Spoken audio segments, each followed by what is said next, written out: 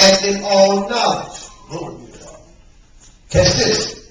Even as the testimony of Christ was confirmed in you.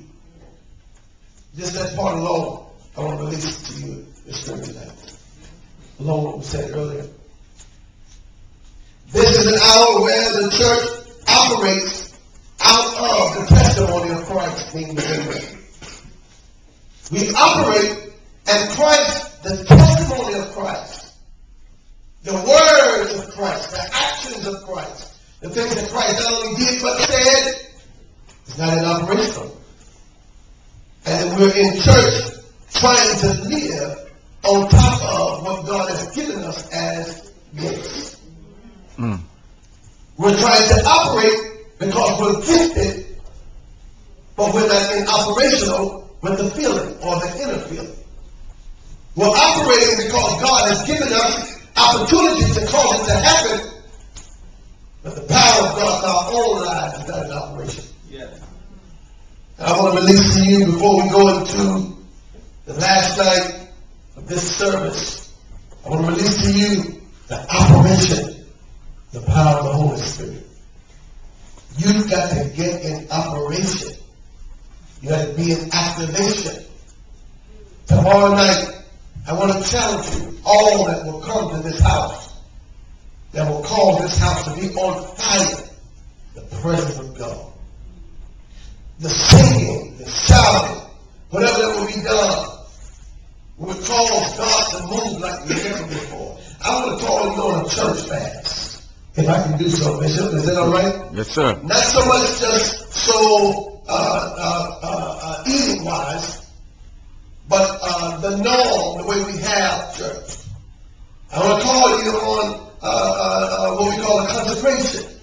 We set ourselves aside differently than what we normally do.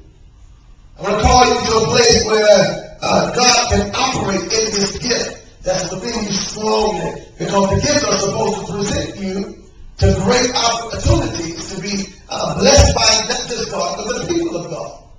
So, ladies and gentlemen, if the word says, even as the testimony of Christ was confirmed in you. We're going to operate tonight on the confirmation of the testimony. Acts chapter number 1, it says to us that the Lord released into the men of God the opportunity to receive the testimony.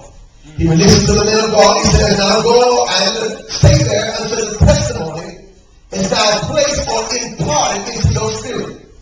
Go and stay there until now you can operate on my testimony. Ladies and gentlemen, if you notice all through the New Testament, the introduction of it, the gospel one called, Matthew, Mark, Luke, and John, we understand that Jesus showed his disciples all kinds of things. Yeah. He worked things out. He healed. He delivered. He raised from the dead. He provided. He caused the storm to come under subjection. Something happened when Jesus would separate from his disciples those who had the testimony of him. He would separate from them, and then he would say unto them, he released them to be on their own, and they cannot stand. Something would happen when these same men who was in operation with Jesus, now Jesus is not there, they can't do what they always did. Wow. For it was the power that was not totally within them. Hello, this is where our church is today. No power inside. Power outside, but not inside.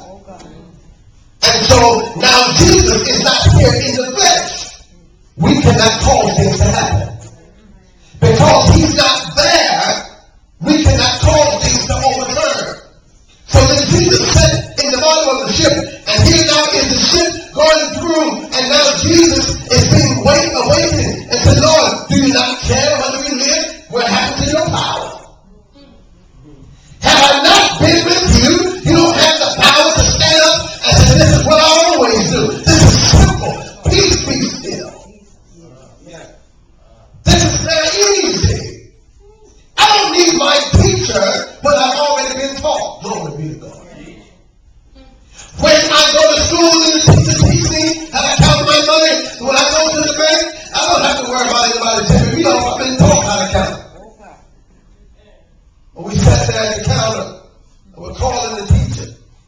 See, I can't receive my money until my teacher stand here and make sure that I have everything I'm supposed to have. We're in the church with the operation of the power being on us.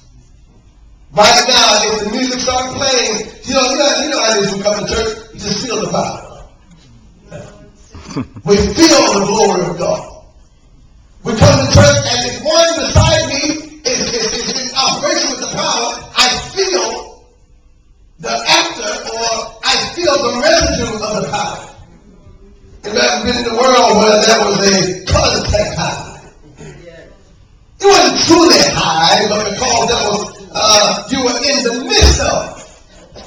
There was something that caused you to be high, or contact is just on you. Sometimes we say the presence of God is on me. The problem is, ladies and gentlemen, that the presence of God is not totally within us. The power is not within us.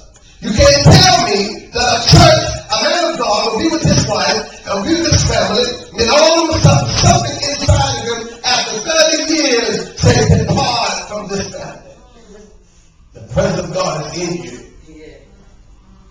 Things that we would do in the house of worship is symbolic to the presence of God being worn as a dress, not being within us as blood running through our veins. The Lord says in 09, it is now the time for us to seek Him until the presence of God go within us. There is coming another day.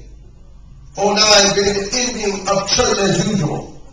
Being the ending of church being operating in the gifts in this least form. Being ending of the church being in this non-power state. Being ending of people that have to have a title before they can do something. Hello, somebody. The ending of people saying, I'm not going to come to church and do this and that because they don't have me on the committee. You don't have to be a part of something to make it happen. This is the year where division is ending in the house of worship. This is the year where the people of God are coming together. Listen, if the world can recognize the time, what's wrong with the church? The Lord says that this year, I'm going to pour out my spirit like I've never poured out before. This year, they're going to see things that they've never seen. That's why you're not off track, Bishop, when you're dealing with the operation of the gifts. No gifts being left behind. No spiritual gifts being left behind. Because in this year, God's going to release the people of God to go forward fastly. Almost like when you look at a videotape and there's a plane, and there's a plane with another notch, and then there's a plane with two more notches. When we hit that, it expedites. It pushes it faster. Some call it fast forward. You don't just walk forward, but you walk past it. There's going to be an operation in not just in this house, but churches all over, where the Spirit of the Lord is going to cause operations to happen faster. Why? Because the coming of God is coming, and I mean very soon. I was talking to a guy I called, and it was in my favor by mistake. When I called the guy down the wrong number, he said, are you a preacher?